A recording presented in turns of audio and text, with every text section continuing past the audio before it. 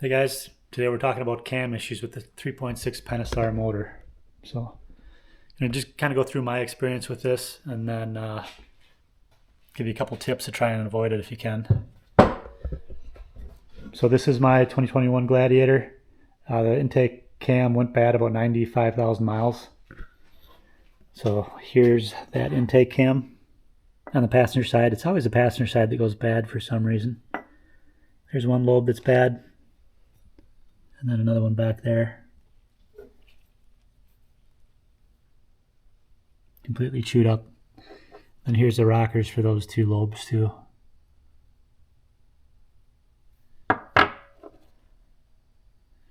And here's a brand new rocker. This is what they should look like, nice and smooth on top.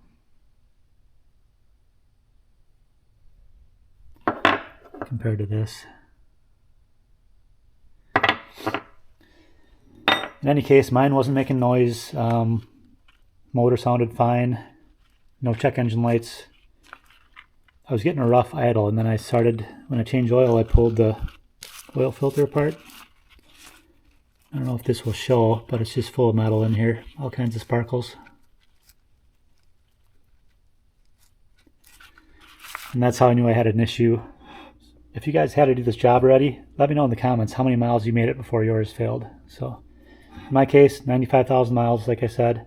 And it failed July of 25, which 25 was a bad year for this because you could not get the intake cam for the passenger side. They had 15,000 of them on back order at one point, and there was Jeeps down all over the place. I mean, even Brad over at Trail Recon had his breakdown, and he had to put used parts in his just to do a trip with his at 30,000 miles. So, in any case, what I ended up doing is I bought this aftermarket cam. The machining looks really good on this, so I thought it would be fine. But I threw it in, and the computer was not happy at all. I found out later that it's really common for the tone rings to be off on these aftermarket cams. So if you don't know,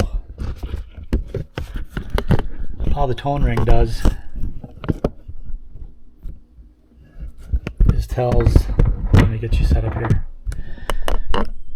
Alright, so if you don't know, all the tone ring does is tells the computer what position the cam's in, right?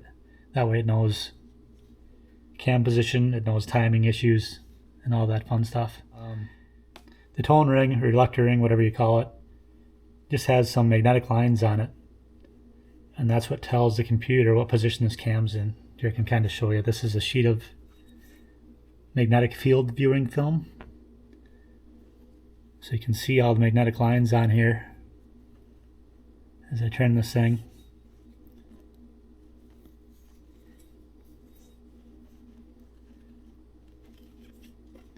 So in any case, that's what the cam sensor is reading, is those lines.